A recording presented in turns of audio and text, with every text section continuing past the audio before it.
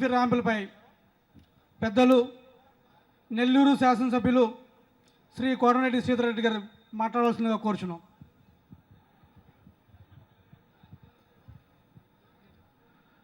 వేదిక అలంకరించినటువంటి వైఎస్ఆర్ కాంగ్రెస్ పార్టీ రాష్ట్ర అధ్యక్షులు సమర్థ ప్రతిపక్ష నేత వైఎస్ జగన్మోహన్ రెడ్డి గారికి, వేదిక అలంకరించినటువంటి పెద్దలందరికీ నమస్కరిస్తూ, వైఎస్ఆర్ కాంగ్రెస్ పార్టీ కార్యకర్తలంటే వేధిస్తున్న రోజుల్లో, వైఎస్ఆర్ కాంగ్రెస్ పార్టీ అభిమానులంటే రేషన్ కార్డులు కట్ అవుతున్న రోజుల్లో, వైఎస్ఆర్ కాంగ్రెస్ పార్టీ కార్యకర్తలంటే అక్రమ కేసులు బనాయిస్తున్న రోజుల్లో, కష్టకాలంలో సైతం దివంగత మహానేత వైఎస్ రాజశేఖర రెడ్డి గారిని గుండెల నిండా పెట్టుకుని సమర్థ ప్రతిపక్ష నేత జగన్మోహన్ రెడ్డి గారి స్ఫూర్తితో జెండా చేతబట్టుకుని రాష్ట్రం నలుమూలల నుంచి అనేక ప్రాంతాల్లో వైఎస్ఆర్ కాంగ్రెస్ పార్టీ జెండా మోస్తూ వైఎస్ఆర్ కాంగ్రెస్ పార్టీ గౌరవాన్ని కాపాడుతూ నిరంతరం మీ యొక్క శ్రమ, మీ రక్తాన్ని పార్టీ కోసం త్యాగం చేసి అత్యంత కష్టకాలంలో సైతం వైఎస్ఆర్ కాంగ్రెస్ పార్టీ గౌరవాన్ని, జగన్మోహన్ రెడ్డి గారి నాయకత్వాన్ని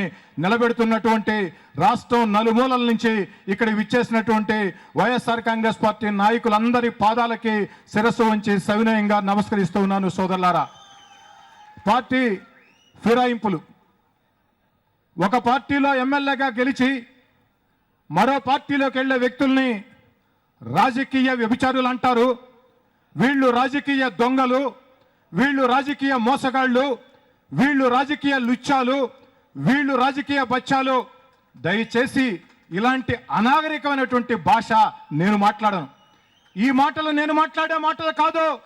ఈనాటి ముఖ్యమంత్రి చంద్రబాబు నాయుడు గారు 2014 కంటే ముందు ఎన్నికల ముందు ఆనాడు తెలుగుదేశం పార్టీలో నుంచి ఎమ్మెల్యేలు, ఎంపీలు పార్టీ ఫిరాయించే రోజుల్లో ఈ విధంగా పార్టీ ఫిరాయించే వ్యక్తుల్ని రాజకీయ దొంగలని, రాజకీయ విచారులని, రాజకీయ మోసగాళ్ళని, రాజకీయ దివాళాకోర్లని చెప్పని, మీరు కన్న తల్లిని, కట్టుకున్న భార్యని అమ్ముకునే వ్యక్తులని, మీ బిడ్డల్ని రోడ్డు మీద వేసే వెధవలని ఈనాటి ముఖ్యమంత్రి ఆనాడు మాట్లాడిన వ్యక్తి.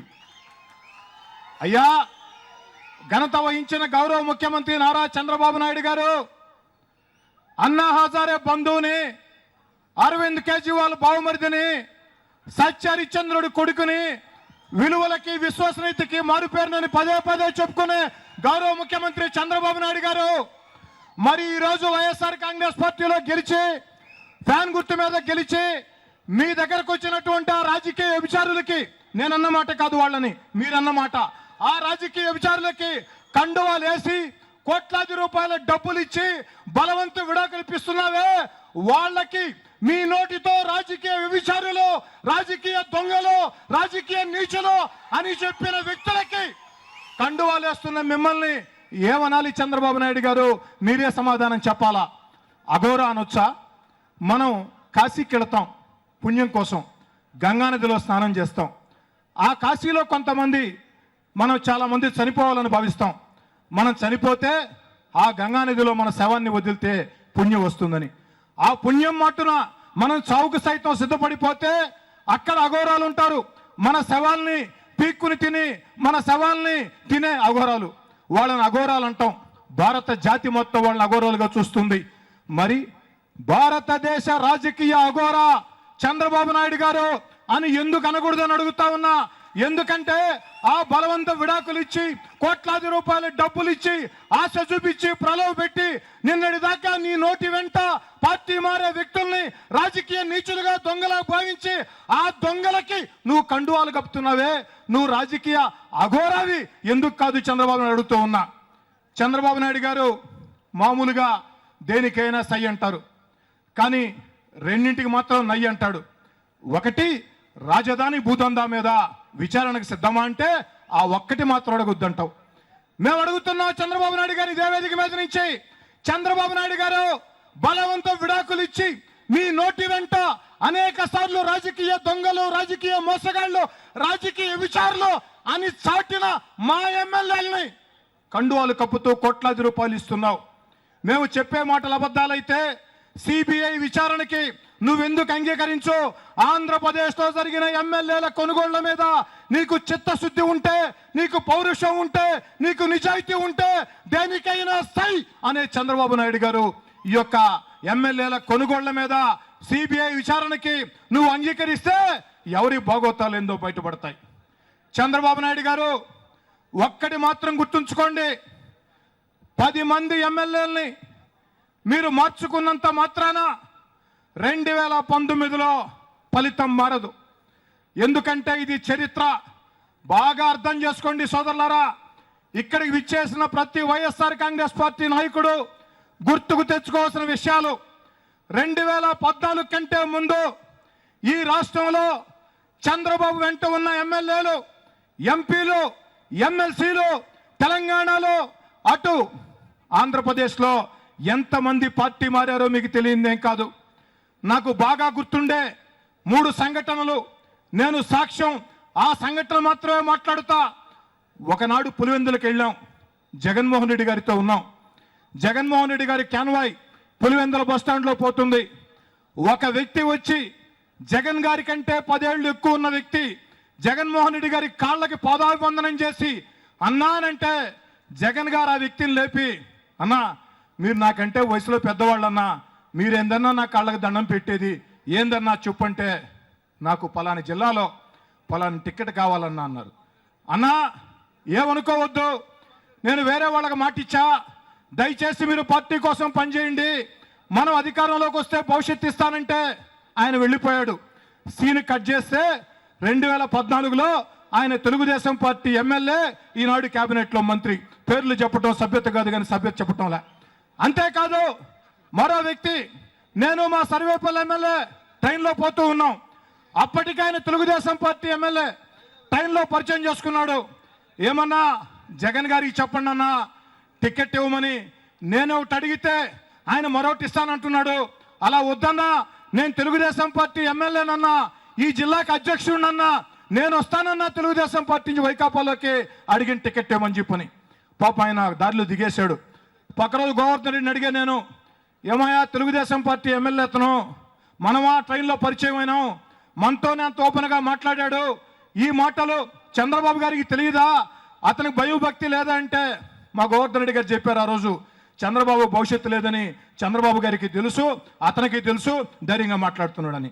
సీన్ కట్ చేస్తే అతను మొన్న ఎమ్మెల్యే, ఈనాడు క్యాబినెట్లో మంత్రి.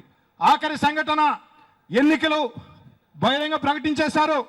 కాంగ్రెస్ పార్టీలో మంత్రిగా ఉన్న వ్యక్తి ఆఖరి దాకా వైఎస్ఆర్ కాంగ్రెస్ పార్టీలో చేరాలని ఆఖరి నిమిషంలో మధ్యాహ్నం 4 గంటలకి చంద్రబాబు గారి దగ్గర కండువా కప్పుకోవాలని ఇంట్లో నుంచి కారులో బయలుదేరి అక్కడి నుంచి మా బాలినేని శ్రీనివాసరెడ్డి గారికి ఫోన్ చేస్తే నేను పక్కనే ఉండా, వాసన జగన్ గారికి చెప్పండి అన్నా, మీరు ఓకే అంటే కారు చంద్రబాబు గారి ఇంటికి పోదు, నేరుగా మీ దగ్గరకు వస్తుంది, కండువా కావాలంటే రేపు కప్పు అని చెప్పని. సీన్ కట్ చేస్తే ఆయన ఎమ్మెల్యే, క్యాబినెట్లో మంత్రి. ఎందుకు చెప్తున్నానంటే 2014 కంటే ముందు ఎన్నికల ఫలితాలు ముగిసిందాకా చంద్రబాబు గారితో సహా ఏ ఒక్కరూ భావించాలా ఆయన అధికారంలోకి వస్తున్నాడని చెప్పని. 25-30 మంది ఎమ్మెల్యేలు మీ పార్టీలో నుంచి వెళ్ళారు, ఎంపీలు వెళ్ళారు. మీకు పోటీ చేసేదానికి అభ్యర్థులు దొరక్క రాత్రికి రాత్రి దాబాబో దాబాబో దాబాబో అని కనపడిన వాళ్ళందరూ కండువాలు వేసావు. ఏమైంది చంద్రబాబు నాయుడు గారు? నరేంద్ర మోడీ గారి పుణ్యం, పవన్ కళ్యాణ్ గారి పుణ్యం, రైతు రుణమాఫీ పుణ్యం, మా నాయకుడు జగన్మోహన్ రెడ్డి గారికి అబద్ధాలు చెప్పకపోవడం, చేతరాకపోవడం వల్ల మీరు అధికారంలోకి వచ్చారు. అంటే ఎందుకు చెప్తున్నానంటే చంద్రబాబు నాయుడు గారు వెంట ఉండే నాయకులారా, మాలో 10 మంది ఎమ్మెల్యేలు పోయినంత మాత్రాన తెగదో తెల్లారదు. చంద్రబాబు గారు మంచి పరిపాలన అందించు, ప్రజలు నీకు అవకాశం ఇచ్చారు, ముఖ్యమంత్రిగా మాకు అవకాశం ఇచ్చారు, ప్రతిపక్ష నేతగా మా పాత్ర మేము పోషిస్తాం, నీ పాత్ర నువ్వు పోషించు, జనరంజక పరిపాలన అందిస్తే మళ్ళీ నీ కోటేస్తారు. కానీ ఈ విధంగా 2 ఏళ్లుగా ఇచ్చిన హామీలు విస్మరించి ప్రజా వ్యతిరేక నిర్ణయాలతో రాష్ట్రాన్ని మొత్తం కూడా సర్వనాశనం చేసి రాష్ట్రాన్ని అవిగత పాలు చేస్తే ఇంకో 10 మంది ఎమ్మెల్యేలను కొనుక్కున్నా, అరిసి గీపెట్టినా, తలకిందులుగా తపస్సు చేసిన 2019లో నిన్ను నీ కుమారుణ్ణి ఈ రాష్ట్ర ప్రజల బారి నుంచి ఎవరో కాపాడలేరు. 2019లో మా రామకృష్ణారెడ్డి గారు చెప్పారు తుఫాన్ రాబోతుందని. తుఫాన్ కాదు, 2019లో సునామీ రాబోతుంది. జగన్మోహన్ రెడ్డి గారి సునామీ రాబోతుంది. ఈ రాష్ట్రంలో ఉండే కోట్లాది మంది ప్రజల గొంతుక, ఈ రాష్ట్రంలో ఉండే కోట్లాది మంది ప్రజల గొంతుక తెలుగుదేశం పార్టీ చంద్రబాబు నాయుడు గారి ప్రజా వ్యతిరేక విధానాలతో విసిగి వేసారిన ప్రజా గొంతుక. ఆ గొంతుక పేరు వైఎస్ జగన్మోహన్ రెడ్డి గారు. 2019లో జగన్మోహన్ రెడ్డి గారి సునామీ ముందు కొట్టుకుని పోతామని చెప్పని కూడా తెలియచేసుకుంటూ చిట్ట చివరగా వైఎస్ఆర్ కాంగ్రెస్ పార్టీ నాయకులు మొత్తం వచ్చి ఉన్నారు కాబట్టి ఒకే ఒక్క సూచన మాత్రం చేసే ముగిస్తాను. సోదరులారా, సాక్షి ఛానల్ బ్యాన్. నేను మిగతా మీడియాకి అందరికి అడుగుతూ ఉన్నా. ఈరోజు సాక్షికి జరిగింది, రేపు TV9కి జరుగుతుంది, ఎల్లుండి ABNకి జరుగుతుంది. మొన్న NTVలో ఒక సీనియర్ పాత్రికేయుడికి జరిగింది, అడ్డంగా తొలగించేశారు, నిష్పక్షపాతంగా మాట్లాడుతున్నాడని. రేపటి రోజు చంద్రబాబు నాయుడు గారి అహంకారం, తెలంగాణలో కేసీఆర్ గారి అహంకారం, తెలుగు రాష్ట్రాల కర్మ, ఇద్దరు దుర్మార్గులు, ఇద్దరు మోసగాళ్ళు, ఇద్దరు నియంతలు ఈ తెలుగు రాష్ట్రాలని మోసం చేస్తూ ఉన్నారు.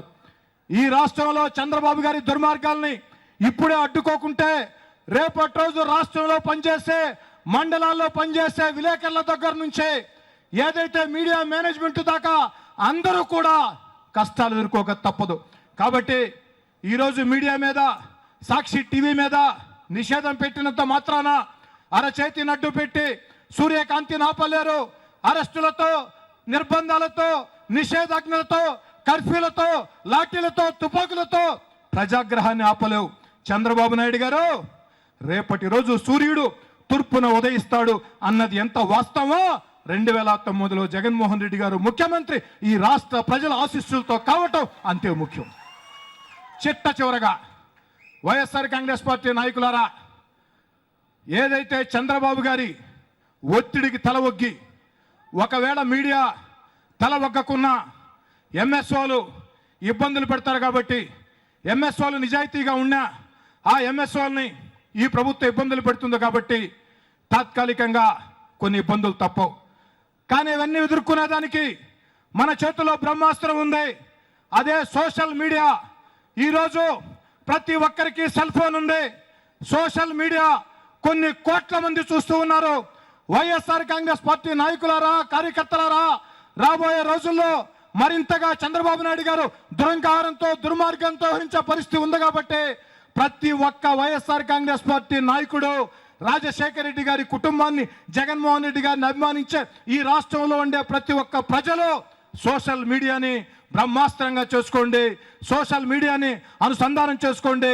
సోషల్ మీడియా ద్వారా ఈ రాష్ట్రంలో ఈ రాష్ట్ర ముఖ్యమంత్రి ప్రజా వ్యతిరేక చర్యల్ని ఎండగట్టండి. సోషల్ మీడియాని మీ జీవితంలో, మీ రాజకీయ పోరాటంలో ఒక భాగం చేసుకోవాలని చెప్పని కూడా కోరుకుంటూ, శక్తివంతమైన సోషల్ మీడియా ముందు చంద్రబాబు నాయుడు గారు ఎన్ని మీడియా గొంతులు నొక్కినా సోషల్ మీడియా గొంతు చంద్రబాబు నాయుడు గారు కాదు, వారి తండ్రి గారు కూడా నొక్కలేరని చెప్పని కూడా తెలియచేసుకుంటూ మీ అందరి వద్ద సాదరంగా, సవినయంగా సెలవు తీసుకుంటున్నా. జై రాజశేఖర రెడ్డి, జై జగన్ అన్న, జై రాజశేఖర రెడ్డి, జై జగన్, జై జగన్ అన్న.